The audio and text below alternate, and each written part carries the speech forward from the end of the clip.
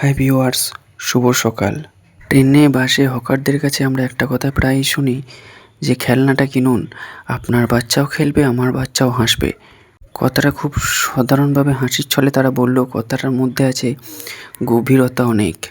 আমি একজন হকারকে দেখলাম, এখন এরম বৃষ্টি হচ্ছে, বৃষ্টিতে মাথায় সামান্য একটুখানি প্লাস্টিক পরে সাইকেল নিয়ে বাচ্চাদের ড্রেস বিক্রি করে বেড়াচ্ছে।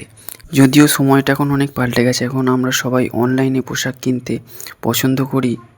চোখের সামনে এরম কিছু কিছু মানুষদের দেখলে আবারও মনে পড়ে, না তাদেরও একটা পরিবার আছে, তাদেরও সন্তান আছে। তারা সামান্য কিছু অর্থ উপার্জনের আশায় সারাদিন টোটো করে ঘুরে বেড়ায়। এরকমই একজন হকার যে শিশুদের পোশাক বিক্রি করছে এবং সে মুখে বলছে, আমার কাছে অনেক কম দামে পোশাক পাবেন, আমার কাছে পোশাক কিনুন, আপনার বাড়ির বাচ্চাও খুশি, আমার বাড়ির বাচ্চাও খুশি। আসলে এই মানুষগুলোর এরকম বৃষ্টিতে ভিজে ভিজে পরিশ্রম দেখে একটা কথাই মনে হয়, এরা পোশাক বিক্রি করছে না, নিজেদের বুকের যন্ত্রণা কষ্টটাকে বিক্রি করছে।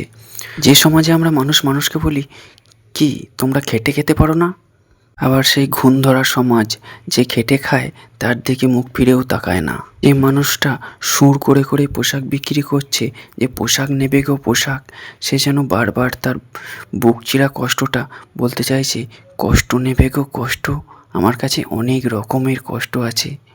কঠিন বাস্তবের সঙ্গে লড়াই করার কষ্ট, অভাবে পরিবারের মুখে হাসি ফোটানোর কষ্ট, আরও কত কিছু।